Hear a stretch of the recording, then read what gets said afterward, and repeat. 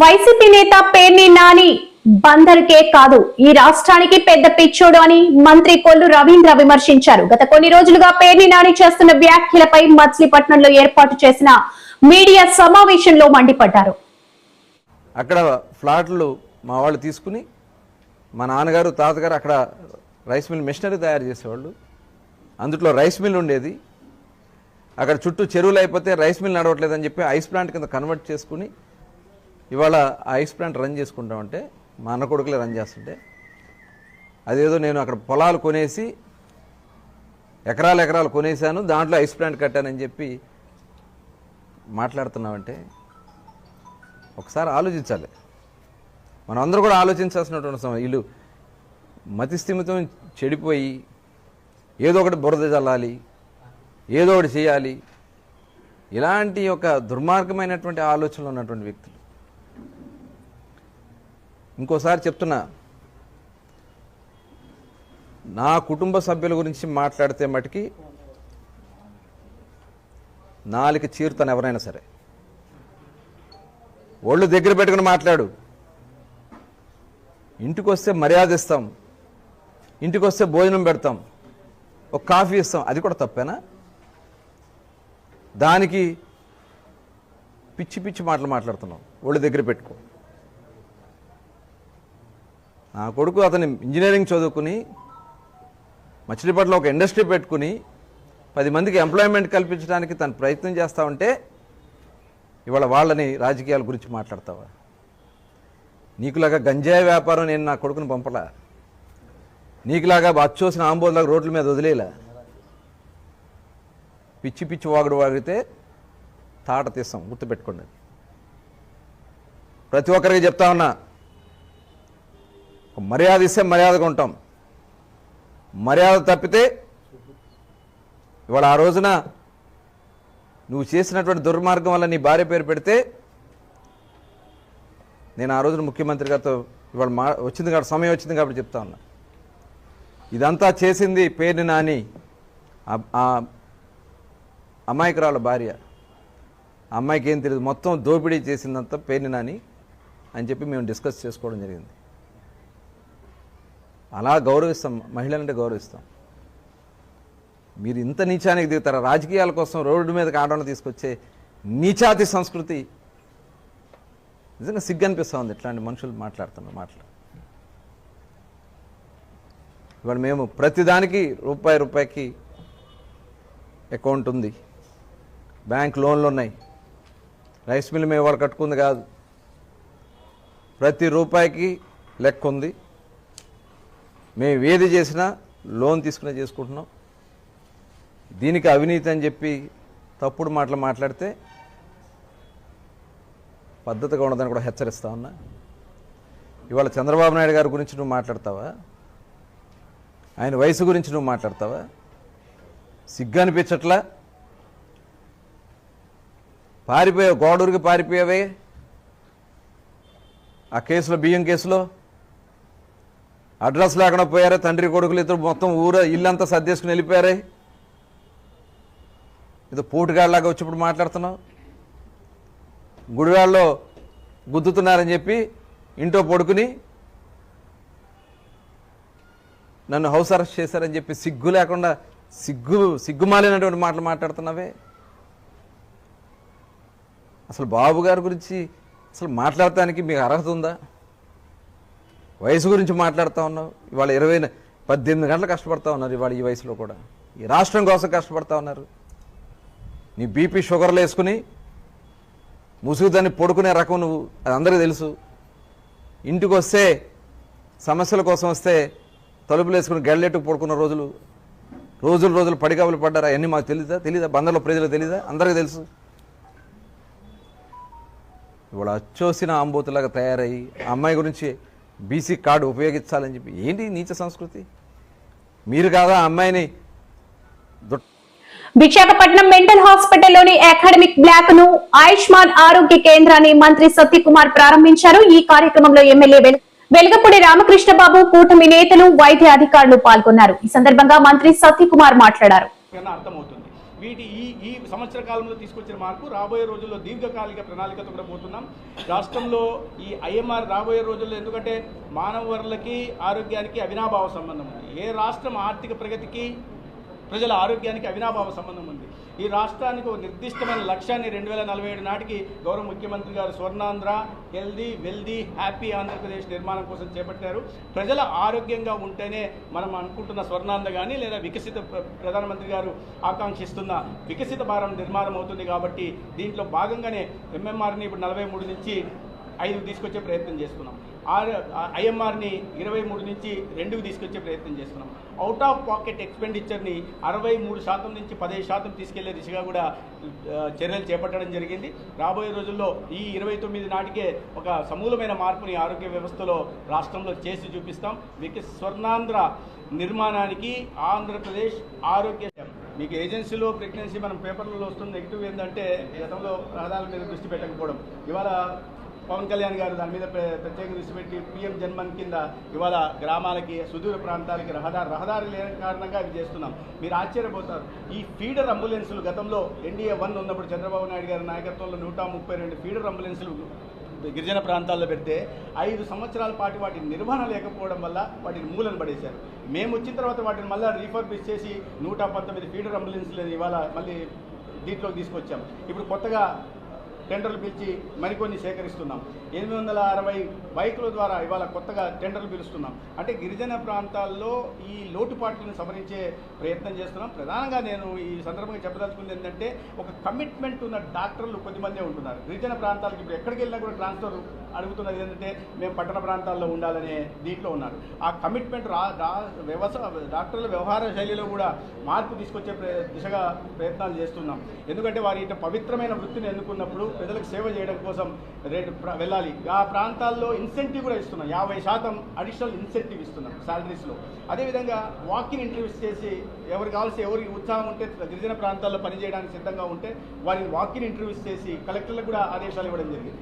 కలెక్టర్లే walking interview చేసి తీసుకోవడానికి అవకాశం ఉంది.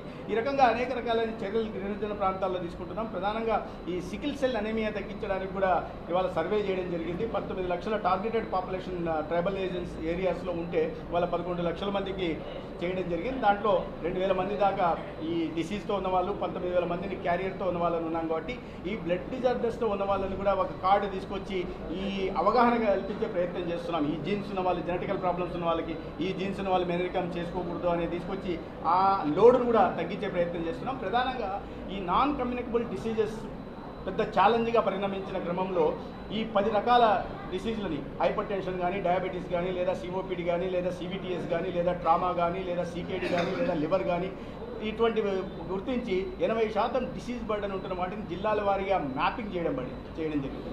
దాన్ని దృష్టిలో పెట్టుకుని మౌలిక సదుపాయాల కల్పన కానీ, అదేవిధంగా ఈ optimum utilization of human resources, దీన్ని అంటే మానవ వనరులు కూడా దానికి తగిన విధంగా మార్చే ప్రయత్నం చేస్తున్నాం. ఏ జిల్లాల వారీగా కూడా మ్యాపింగ్ చేయడం జరిగింది. ప్రధానంగా క్యాన్సర్ మీద కూడా దృష్టి పెట్టి ఇవాళ రాష్ట్ర వ్యాప్తంగా 4,10,00,000 మందికి ఉచిత క్యాన్సర్ పరీక్షలు కూడా చేస్తున్నాం. రాష్ట్రంలో, దేశంలో ఎక్కడ లేని విధంగా ఉచిత క్యాన్సర్ పరీక్షలు చేస్తున్నాం. ఇవాళకి 75% పూర్తి చేయగలిగాం. ఎందుకంటే తాలిబాన్లకు వైసీపీ నేతలకు తేడా లేకుండా పోయిందని పంచమర్తి అనురాధ అన్నారు. ఈ మేరకు ఆమె మీడియాతో మాట్లాడారు. కూటమి ప్రభుత్వంలో రాష్ట్రం అభివృద్ధిలో దూసుకుపోతుందంటే వైసీపీ నాయకులు తాలిబాన్లా ప్రవర్తిస్తున్నారని అన్నారు. ఈ రాష్ట్రంలో ఉన్న పేద ప్రజలకి, బడుగు బలహీన వర్గాలకి అందుతా ఉన్నాయి. గంజాయిని రూపుమాపారు. లా అండ్ ఆర్డర్ బ్రహ్మాండంగా ఉంది. ఎక్కడా కూడా ఇబ్బంది లేదు. ఇలాంటి పరిస్థితిలో వైసీపీ భూస్థాపితం అయిపోయింది. భూస్థాపితం అయిపోయిన ఈ వైసీపీ పార్టీని మళ్ళీ పైకి తీసుకురావాలి అనే ఉద్దేశంతో పేర్నేని నాని గంజాయి నీళ్లు పోసి వైసీపీ పార్టీని మళ్ళీ ఏదో రకంగా బతికించాలి అని ఒక పన్నాగం పన్నాడు. ఆ పన్నాగంలో భాగంగా మరి కృష్ణా జిల్లాని ఎంచుకున్నాడు. పామరు తిరిగాడు, పెడన తిరిగాడు, గుడివాడ తిరిగాడు. అన్ని చోట్ల రెచ్చగొట్టే విధంగా మాట్లాడుతూ ఉన్నాడు. చీకటంటాడు, చీకట్లో అన్నీ చేసేయాలంటాడు, తెల్లారి ఎవరికీ తెలియకుండా వెళ్ళి పరామర్శించాలంటాడు. ఇష్టం వచ్చినట్టుగా వైసీపీ కార్యకర్తల్ని రెచ్చగొట్టే విధంగా ఇష్టం వచ్చినట్టుగా మాట్లాడుతూ ఉన్నాడు. అవినీతిలో దిట్టైన ఈ పేర్నేని నాని, 100 ఎకరాలు కబ్జా చేసేసిన ఈ పేర్నేని నాని, హైవేలు సైతం వదిలిపెట్టకుండా ఎకరాలు మింగేసిన ఈ నాని, ఈ పేర్నేని నాని, ఇక్కడే కాకుండా మహబూబ్ నగర్లో, విజయనగరంలో కూడా 1000 ఎకరాలు కబ్జా చేసేసిన ఈ పేర్నేని నాని, చేపల చెరువులు అదేవిధంగా పార్కులను కూడా వదిలిపెట్టకుండా తన ఖాతాలో వేసుకున్న ఈ పేర్నేని నాని, చివరికి రేషన్ బియ్యం కుంభకోణంలో, ఆ అవినీతిలో ఇతనితో పాటు ఇతని భార్యని కూడా దొంగని చేసిన ఈ పేర్నేని నాని మహిళల ఆత్మగౌరవం గురించి మాట్లాడుతూ బీసీ మహిళని రాజకీయంలోకి రచ్చరచ్చ చేసి లాక్కొచ్చి రాజకీయం చేసి లా అండ్ ఆర్డర్ లేకుండా ఈ రాష్ట్రాన్ని లా అండ్ ఆర్డర్ లేకుండా చేసి ఏదో బావుకుందామని చెప్పి ముందుకు బయలుదేరాడు ఈ పేర్నేని నాని. ఖబర్దార్ పేర్నేని నాని, రాష్ట్రంలో జరిగే అభివృద్ధిని, సంక్షేమాన్ని ఎవరికి రికార్డ్ అవ్వకుండా ఉండటం కోసం ఊళ్ళు పట్టుకు తిరుగుతావా నువ్వు? గోవా గవర్నర్ గా ఎన్నికైన అశోక్ గజపతిరాజుకు అభినందనలు తెలియజేసిన పలువురు టీడీపీ నేతలు, ఎమ్మెల్యేలు MP Kalisetti, Pusapati Ashok Gajapathiraju comments. Governor గా నా పేరును చంద్రబాబు ప్రతిపాదించడం అదృష్టంగా భావిస్తున్నా. గోవా గవర్నర్ గా ఎంపిక చేసిన ప్రధానమంత్రి నరేంద్ర మోదీ గారికి కృతజ్ఞతలు. గతంలో మోదీ ప్రభుత్వంలో సివిల్ ఏవియేషన్ మినిస్టర్గా పనిచేసే అవకాశం దొరికింది. మరలా దేశానికి సేవ చేసే అవకాశం రావడం అదృష్టంగా భావిస్తున్నాను. గోవా బాగా అభివృద్ధి చెందిన రాష్ట్రం. స్వాతంత్ర్యం తర్వాత భారత్లో చేరిన రాష్ట్రాలలో గోవా ఒకటి. పర్యాటక రంగంలో ఇప్పటికే అభివృద్ధి చెందింది. రాజ్యాంగం ప్రకారమే ప్రతి ఒక్కరూ పనిచేయాలి, ఉల్లంఘించడానికి లేదు.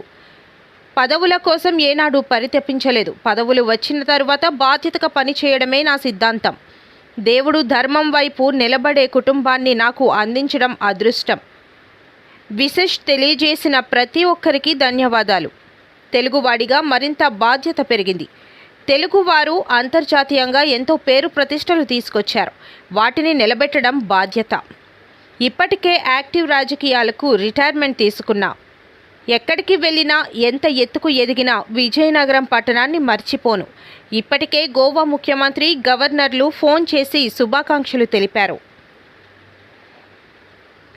మాకు అవకాశం మా పెద్దలు కూడా ఎన్డీఏ ప్రభుత్వము, ప్రధానమంత్రి గారు, ఇది హోమ్ మినిస్ట్రీలో వస్తుంది కనుక హోమ్ మినిస్ట్రీలో, అలాగే మా ముఖ్యమంత్రి ప్రస్తుతం చంద్రబాబు నాయుడు ఆయన కన్సల్టేట్ చేసేటప్పుడు నా పేరు సజెస్ట్ చేయడము, వారు అంగీకరించడము, ఇదంతా మాకు ఆనందంగా ఉంది. నేనంటే ఎప్పుడు ఏ అవకాశం వెనక నేను పరిగెత్తలేదు, కానీ అవకాశం వచ్చేటప్పుడు బాధ్యత కూడా లేకుండా విస్మరించడం వద్దని నేను అనలేదు. నేను ఎప్పుడో సాయశక్తి మా దేశం కోసం మేము పనిచేయడానికి ఇంకోసారి అవకాశం మాకు లభించడం మాకు ఆనందకరమైన విషయం. మాకు మా జీవితంలో మంచి చెడ్డ అంశాలు సహకరించిన నా సతీమణి కూడా, అంటే ఒక చోట నేను భార్య అంటే నన్ను కరెక్ట్ చేస్తాను, భార్య కాదు ధర్మ పత్ని అన్న. అది ఒక గుడిలో వెళ్ళేటప్పుడు సో మాకు కూడా ధర్మం వైపు నడాలని నడిపించి ప్రోత్సహించే కుటుంబాన్ని ఆ దేవుడు మాకు అందించడం మా అదృష్టమని నేను భావిస్తా ఉన్నా. చాలా మంది మిత్రులు, వారి గుడ్ విషెస్, వయసులో ఉన్న పెద్దలు, ఇప్పుడు ఆయన ఉన్న 90 సంవత్సరాలు, ఆయన వారి ఆశీర్వాదము అదంతా కూడా మాకు అందడము మాకు ఆనందంగా ఉంది. రోజు పుస్తకాలు చదువుతూ ఆ పిల్లలకు మంచి అవకాశం చాలా. మద్యం సీసాల అవకతవకలు వదంతులు అవాస్తవమని గోపాలపట్నం సిఐ ప్రభాకర్ తెలిపారు. ఈ నెల 6న కార్డన్ సెర్చ్ లో 26 మద్యం సీసాలు పట్టుకున్నట్లు తెలిపారు. వాటిపై పోలీసులు అవకతవకలు చేస్తారంటూ వచ్చిన వదంతులు నమ్మొద్దని అన్నారు. కార్డినల్ సెర్చ్ చేసామంటే లక్ష్మీనగర్ ఇంద్రనగర్ ఏరియాలో. అంటే ఇది కార్డినల్ సెర్చ్ అంటే దాని ఉద్దేశం ఏంటంటే సర్ప్రైజ్ చెక్ చేసేసి ఒక స్పెసిఫిక్ ఏరియాలో మొత్తం అక్కడి నుంచే ఇన్ ఎగ్జిట్ దారులన్నీ మా స్టాఫ్ని అక్కడ పెట్టేసి అది కార్డినల్ సెర్చ్ చేయడం జరిగింది. దాంట్లో భాగంగా అక్కడ ఏంటంటే స్పెసిఫిక్ అనుమానిత వ్యక్తులు కానీ లేకపోతే ఇల్లీగల్ లెక్కర్ కానీ గంజా కానీ అలాంటి ఇల్లీగల్ యాక్టివిటీస్ని ఫైండ్ అవుట్ చేయడం కోసం కార్డినల్ సెర్చ్ సిపిఐ సార్ ఇన్స్ట్రక్షన్తో స్పెసిఫిక్ ఏరియాలో ఒక్కొక్క పోలీస్ స్టేషన్లో ఒక్కొక్క ప్రాంతంలో స్పెసిఫిక్గా చేయడం జరుగుతుంది. అది సర్ప్రైజ్గా ఉంటుంది. ముందుగా ఎటువంటి సమాచారం కూడా వాళ్ళకి ఇవ్వడం జరిగింది. అయితే అక్కడ సెట్ చేసి మేము 2 బెల్ట్ షాపులు మనం ఆ రోజు రైడ్ చేయడం జరిగింది. ఆ బెల్ట్ షాపులు కూడా రైడ్ చేసి అదే రోజు మనం ప్రెస్ కూడా ఫొటోస్ కూడా రిలీజ్ చేయడం జరిగింది. సో దాంట్లో బాటిల్స్ తక్కువ చూపించారని చెప్పి ఒక వార్త అయితే నిన్న స్క్రోలింగ్ వచ్చింది. స్పెసిఫిక్ ఎవరు చేశారని చెప్పలేము కానీ ఒక టైప్డ్ మ్యాటర్ ప్రెస్ గ్రూప్లో అది స్క్రోల్ చేయడం జరిగింది.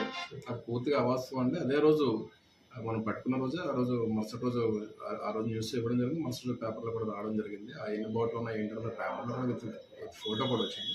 సో అది పూర్తిగా అవాస్తవం అని చెప్పేసి మీకు తెలియజేస్తా ఉన్నాయి. సో అలాంటి న్యూస్ నెగిటివ్ న్యూస్ రావడం వల్ల ఏంటంటే ఈ స్టాఫ్ తాలూకా మొరల్ దెబ్బతింటుంది.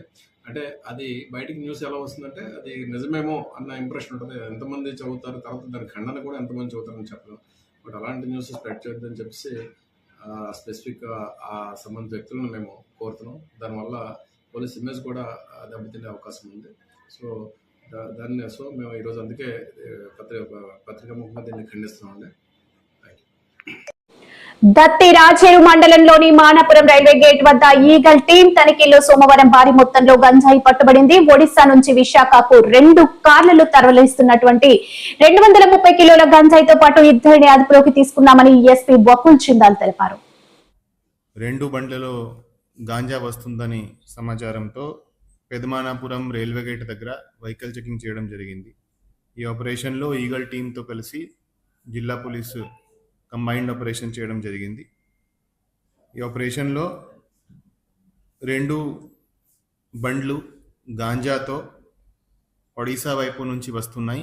విశాఖపట్నం వైపు వెళ్తున్న 2 బండ్లు ఆపి 2 బండ్లు చెక్ చేస్తే దాంట్లో 230 కిలోగ్రామ్స్ గాంజా 44 ప్యాకెట్స్లో సీజ్ చేయడం జరిగింది. ఒక బండి మారుతి సుజుకి ఆల్టో, ఇంకొక బండి మారుతి సుజుకి 800 కార్ సీజ్ చేయడం జరిగింది. ఆ 2 బండ్లలో 5 ముద్దాయిలు గాంజా ట్రాన్స్పోర్టేషన్ చేస్తున్నారు. మనం ఆపితే దాంట్లో 3 పారిపోవడం జరిగింది. 2 మనకి అక్కడ పట్టుబడ్డారు. ఆ 2 పేర్లు, ఒకడు గాసిరామ్ హంటాల్, అతను పొట్టంగి మండల్ కోరాపుత్ డిస్ట్రిక్ట్ కి సంబంధించిన అతను. ఇంకొకడు కరణ్ కిలో, అతను సిమిలిగూడ మండల్ కోరాపుట్ డిస్ట్రిక్ట్ ఒడిశా నుంచి. సో వీళ్ళు 5 ఈ పొట్టంగి కోరాపుట్ నుంచి ఈ గాంజా ఈ 2 బండ్లలో ట్రాన్స్పోర్ట్ చేసి అక్కడ వైజాగ్లో ఒక మనిషికి హ్యాండ్ ఓవర్ చేయడానికి తీసుకెళ్తున్నారు. ఈ గాంజాను హ్యాండ్ ఓవర్ చేసి దాంట్లో ఏదైతే వాళ్ళకి డబ్బు వస్తుందో దాంతో వాళ్ళకి బాగా ప్రాఫిట్ వస్తుందని ఉద్దేశంతో వీళ్ళు ఈ గాంజా బిజినెస్ కంటిన్యూ చేస్తున్నారు. దీంట్లో ఎవరైతే 3 పారిపోయారో దాంట్లో ఒకడు సురేష్ అడకటియా అనే అతను దీంట్లో main conspirator, main master mind దాని వెనుక. సో వాళ్ళను కూడా, ఆ 3 కూడా త్వరలోనే అరెస్ట్ చేయడం జరుగుతుంది. ఈ కేసులో మంచి డిటెక్షన్ చేసిన డిఎస్పి బొబ్బిలి గారికి, గజపతి నగరం ఇన్స్పెక్టర్ గారికి, పెదమానాపురం ఎస్ఐ గారికి అండ్ వాళ్ళ టీంకి అభినందిస్తున్నాము. సో మన జిల్లాలో ఎవరైనా గాంజా ట్రాన్స్పోర్ట్ చేసిన మన జిల్లా ద్వారా వాళ్ళ మీద కఠినమైన చర్యలు ఉంటాయి. వాళ్ళ మీద చాలా స్ట్రిక్ట్ యాక్షన్ తీసుకోవడం జరుగుతుంది. అదేవిధంగా వాళ్ళను అరెస్ట్ చేయడం కాకుండా, కేసు పెట్టడం కాకుండా వాళ్ళ పొలిటికల్ అడ్మినిస్ట్రేషన్ అని బహిరంగంగా చెప్పడం ద్వారా ముఖ్యమంత్రి చంద్రబాబు నాయుడు రాష్ట్రంలో ప్రభుత్వ యంత్రాంగాన్ని నిర్వీర్యం చేశారని సజ్జల రామకృష్ణారెడ్డి కూటమి ప్రభుత్వంపై ఆగ్రహం వ్యక్తం చేశారు. వాడుకుంటూ దీన్ని ఏం దశానాలనో అర్థం కావట్లా. నియంత్రిత్వం అనాలనా అందామంటే కాన్స్టిట్యూషన్ అట్లే ఉంది. చట్టాలు చట్టాల్లాగానే ఉన్నాయి. చట్టాలను పరిరక్షించాల్సి, అమలు చేయాల్సిన యంత్రాంగం అది ఉంది. సిస్టమ్స్ అన్నీ ఉన్నాయి. కానీ అవి ఏం పని చేస్తున్నాయి అంటే కొంతమంది ప్రయోజనాలు ప్రొటెక్ట్ చేస్తూ మిగిలిన